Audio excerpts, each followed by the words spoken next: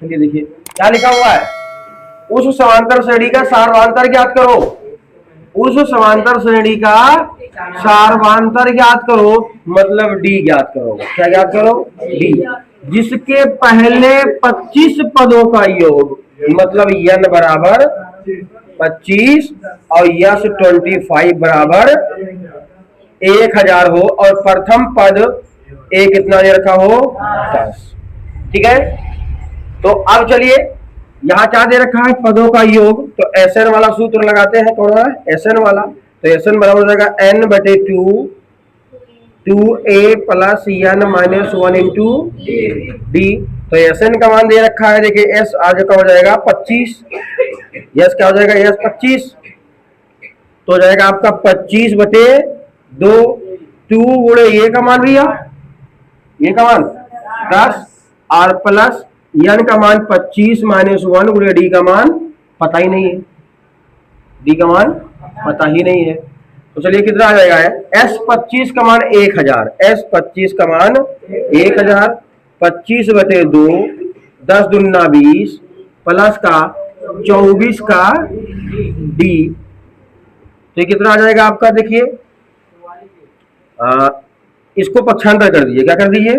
पक्षांतर। तो जब पक्षांतर करोगे तो आएगा 1000 गुणे 2 बटे 25 बराबर 20 प्लस 24 डी।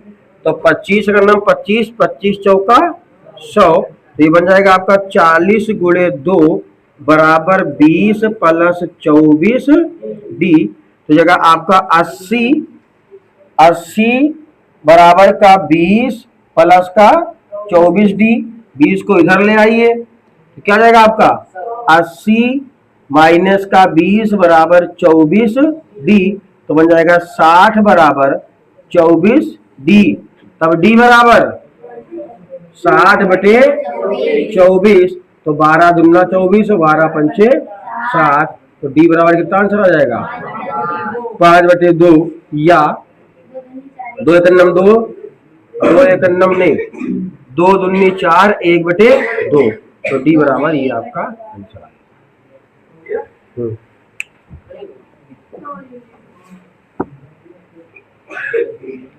है। उस समांतर श्रेणी का सार्वधान्तर ज्ञात करो जिसके पहले पद कितने हो? 30 और 30 जिसके 30 पदों का योग कितना हो? 1020 और प्रथम पद कितना हो? 5। सवाल को देखिए, उस समांतर श्रेणी का सार्वधान्तर ज्ञात कीजिए मतलब डी बराबर क्वेश्चन मार्क। आया बात समझ में? फिर आगे पढ़िए, जिसके पहले 30 पदों का योग, 30 पदों मतलब n बराबर 30 और s 30 बराबर कितना दे रखा है? 1020 और प्रथम पद a बराबर कितना दे रखा है? 5। ठीक है, तो निकालना क्या है हमें? सार्वधान्तर। क्या निकालना है? सार्वधान्तर। तो अब देखिए सूत्र लगा दीजिए आप एसएन वाला। तो एसएन बराबर n बटे 2a plus n minus 1 into D. तो अब एस एन का मान कितना है? 30। तो जगह एस 30 बराबर 30 बटे 2 गुणे ये का मान भैया 5 प्लस एन का मान 30 माइनस 1 गुणे डी का मान पता नहीं। डी का मान पता नहीं। तो देखिए एस 30 का मान कितना है? 1020 बराबर 30 बटे 2 5 दूनी 10 प्लस 30 में 1 गई तो 29 डी। ठीक है, अब देखिए क्या आ जाएगा? 2 एक नम 2, 2 एक नम 2, 2 पंचे 10 बचेगा 1020 बराबर 15 10 प्लस 29 डी। अब इस 15 को पक्षांतर कर दीजिए तो बन जाएगा 1020 बटे 15 बराबर 10 प्लस 29 डी। अब काटिए इसको, क्या आएगा? 15 का नम 15, 15 छक्का 90। कितना बचा? 15 छक्का 90 बचा। तो यहाँ बचा आपका 12 हो गया 15 अट्ठे 120 काटोगे तो जगह 68 बराबर का 10 प्लस 29 डी। इसको 10 को इधर कर दो पक्षांतर तो जगह 68 माइनस 10 बराबर 29 डी। तो हो जाएगा 58 बराबर 29 डी। तो डी बराबर कितना जाएगा? 58 बटे 29, तो 29 सेकंड 29, 29 दूना 58, तो डी बराबर आपका आएगा 2। ये आपका आंसर होगा। चलिए भैया सवाल देखिए, क्वेश्चन नंबर भाई, उस समांतर श्रेणी का प्रथम पद ज्ञात करो। प्रथम पद मतलब ये, प्रथम पद ज्ञात करो मतलब ये ज्ञात करिए, जिसमें पदांतर, पदांतर और सार्वंतर एक ही होता है, डी। क्या होता है? जिसमें डी का मान दे रखा है 3 और ए 12 का मान दे रखा है 37। तो ये 12 से क्या पता चल रहा है कि यहाँ यन का मान कितना है? 12। ठीक है, तो यन बराबर कितना आ जाएगा? 12। तो निकालना क्या है? ये तो लगा दीजिए सूत्र, ए एन बराबर A plus N minus 1 into D A N, यानी हो जाएगा ए 12। क्या हो जाएगा? A 12 A plus 12 minus 1 into D का मान 3। अब ए 12 का मान दे रखा है 37, ए का मान पता नहीं, ए का मान पता नहीं, इधर हो जाएगा 11 गुणे 3, तो हो जाएगा 37 बराबर ए प्लस 11 33। इसको इधर कर दीजिए पक्षांतर, क्या कर दीजिए? तो हो जाएगा आपका 37 माइनस 33 बराबर ए, तो ए बराबर कितना जाएगा? 4। यही आपका आंसर होगा।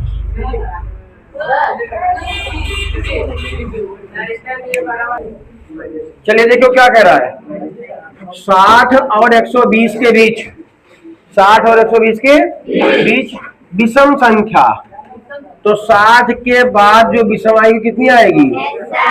और 120 से पहले विषम, यानी कि पहला आपका होगा 61 और लास्ट का होगा 119। 61 के बाद 63, 63 के बाद 65, ऐसे डॉट डॉट जाएगा।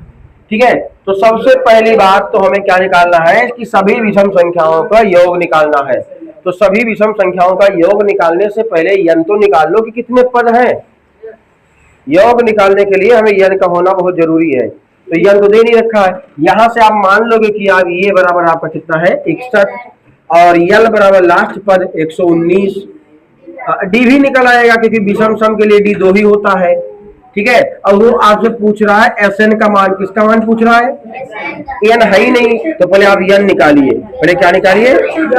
एन। तो एल बराबर A plus N minus 1 into D. L का मान 119, ए का मान 61 प्लस एन का मान पता नहीं और डी का मान 2। तो इसको इधर पक्षांतर कर दीजिए। क्या कर दीजिए? तो जब इसको इधर पक्षांतर करोगे तो हो जाएगा 119 माइनस 61 बराबर यन माइनस 1 गुणे 2।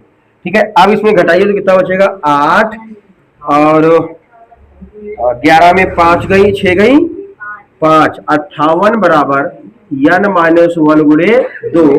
तो यन माइनस 1 बराबर क्या हो जाएगा? 58/2। तो 2 1 2 दूनी 4, 2 9 18। तो यन माइनस 1 बराबर 29। तो यन बराबर 29 प्लस 1, यानी यन बराबर आ गया आपका 30। अब हमें एस एन निकालने में थोड़ी आसानी हो जाएगी। तो एस एन बराबर सूत्र होगा आपका n/2 a प्लस एल, क्योंकि आपको पता है कि यन का मान आपका कितना आ गया है? 30। तो जब यन का मान 30 आ जाएगा तो यस 30 बराबर जाएगा 30/2 61 प्लस का 119। तो काटे 2 एकम 2, 2 एकम 2, 2 पंचे 10। तो यस 30 बराबर कितना जाएगा? 15 जोड़िए कितना जाएगा? ये 180। अपनी का गुणा कराइए तो यस 30 बराबर 15 8 120, 15 8 देखो 15 जोड़िए 0, 15 8 120 के 0, 15 1 15 और 12 27, जाएगा आपका 2700।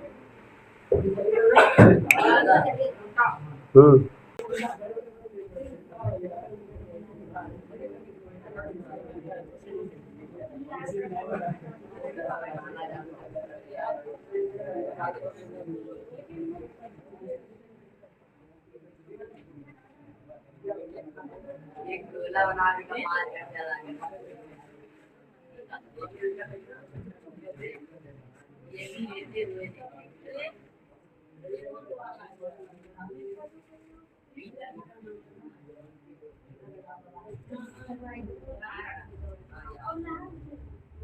ये 18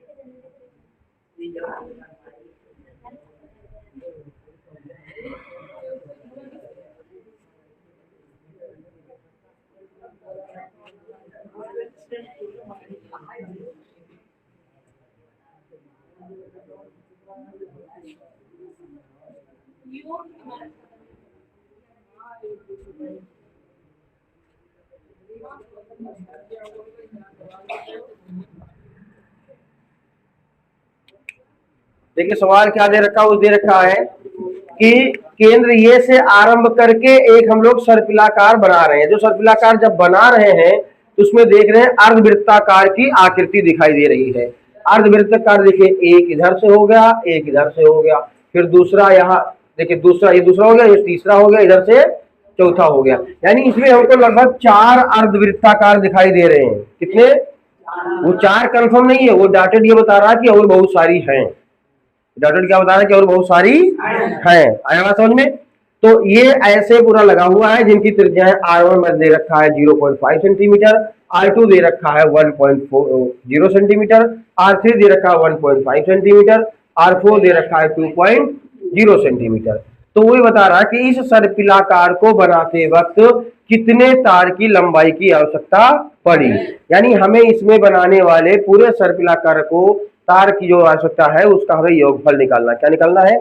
योगफल। यानी अर्धवृत्त, अर्धवृत्त बना रहा है। क्या बना रहा है? अर्धवृत्त। देखिए अगर ध्यान से तो ये इस तरह बना हुआ है, ये एक चक्र हो गया, एक चक्र ये हो गया, एक चक्र ये हो गया, और बड़ा करिए इसको, एक चक्र ये हो गया, ये इस तरह बना हुआ है। तो इसको अर्धवृत्त बनाने में कितने तार की आवश्यकता पड़ी वो निकालना है सवाल में। देखिए कुल लंबाई क्या होगी। ठीक है, तो चलिए यहाँ पे आपका क्या हो जाएगा।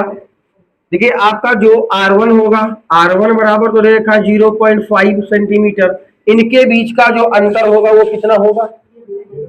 इनके बीच का जो अंतर है D बराबर बन जाएगा आपका 1.0 माइनस का 0.5। तो D का मान भी आ जाएगा आपका 0.5 सेंटीमीटर। D भी मिल गया। आगे बात समझ में? तो जब D मिल गया तो अब हमें क्या निकालना है? SN। क्या निकालना है? SN। तो SN बराबर क्या सूत्र होता है? N/2 2a N-1 into D। ठीक है, 13 N बराबर 13। अब कहीं खोजने की आवश्यकता ही नहीं है। N बराबर 13। चलिए बात को समझिएगा, क्या वो कहना चाह रहा है। ठीक है, वो ये कह रहा है कि हम लोग ये को केंद्र मानकर और ये से आरंभ कर कर एक सर्पिलाकार बनाएंगे। क्या बनाएंगे? सर्पिलाकार बनाएंगे। तो जब सर्पिलाकार बनाओगे तो वो अर्धवृत्त बनेगा। क्या बनेगा? अर्धवृत्त। यानी कि जिस तरह ये पहला अर्धवृत्त हो गया, दूसरा हो गया, तीसरा हो गया, चौथा हो गया, ऐसे 13 अर्धवृत्त बनाए गए। कितने बनाए गए? 13 अर्धवृत्त बनाए गए हैं। तो जब 13 अर्धवृत्त बनाए गए हैं तो उसमें लगने वाले कुल तारों का लंबाई कितना होगा? आया बात समझ में? कुल तारों की लंबाई कितनी होगी? तो ये आपका आ गया R1, ये आपका आ गया आपका कितना? D का मान। ठीक है, और ये आपका आ गया सूत्र। लेकिन अब ध्यान रहे कि जो आपकी परिधों का योग निकालना है, किसका निकालना है? परिधों का योग। परिधों का योग। तो अर्धवृत्त का परिधि कितना होता है? अर्धवृत्त का परिध होगा पाई R1 प्लस अर्धवृत्त का जो सूत्र होगा क्या होगा? पाई R। क्या होगा? पाई R। तो यहाँ पे कितने अर्धवृत्त हैं? 13 अर्धवृत्त हैं। कितने हैं? 13 अर्धवृत्त हैं। तो ये बन जाएगा पाई R1 plus pi R2 dot dot कहां तक? पाई R13 तक।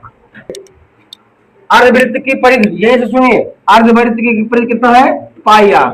और वृत्त की परिधि कितनी होती है? वृत्त की परिधि अच्छा, स्क्वायर कहाँ से आ जाएगा भाई, 2 पाई आर होती है, तो अर्ध में क्या हो जाएगा, 2 गायब हो जाएगा। तो चलिए इसमें कितने परिध हैं, 1 2 कहाँ तक, 13 तक, ठीक है। तो जब 13 तक परिध है तो आपको पता है कि R1 का मान देखिए यह होता है और D का मान ये होता है, ठीक है। अब लगाइए सूत्र आप, एस एन बराबर n बटे 2a plus n minus 1 into D वाला सूत्र लगाइए। तो अभी आपका आ जाएगा यस 13 बराबर 13 बटे 2, ठीक है, 13 बटे 2 बन जाएगा आपका 2 ए का मान पाई R1, ए का मान पाई R1, n का मान 13 माइनस 1 और d का मान बन जाएगा आपका 0.5 पाई, 0.5 पाई। तो बन जाएगा यस 13 बराबर 13 बटे 2 2 पाई R1 प्लस का 12 गुणे 0.5 पाई। अब एस 13 बराबर क्या जाएगा, 13 बटे 2 2 गुणे पाई गुणे R1 का मान 0.5 प्लस 12 पंचे 60 6.0 पाई। अब इसमें क्या करिए, कॉमन ले लीजिए, पाई को कॉमन ले लीजिए। तो जब पाई कॉमन लोगे तो बन जाएगा 13 बटे 2 तो यहाँ ही है, गुणे पाई कॉमन ले लिए तो बचेगा कितना, 2 पंचे 10 और प्लस का 6.0। तो ये बन जाएगा आपका यस 13 बराबर 13 बटे 2, पाई का मान कितना रखना है, 22 बटे 7 गुणे 7.0। तो 7 से 7 कटा, 2 एक 2 2 एक 2 कट गया, बचेगा क्या, यस 13 बराबर 13 गुणे 11। तो यस 13 बराबर 13 एक 13 के 3 और 13 एक 13 1 14 145 आंसर आएगा।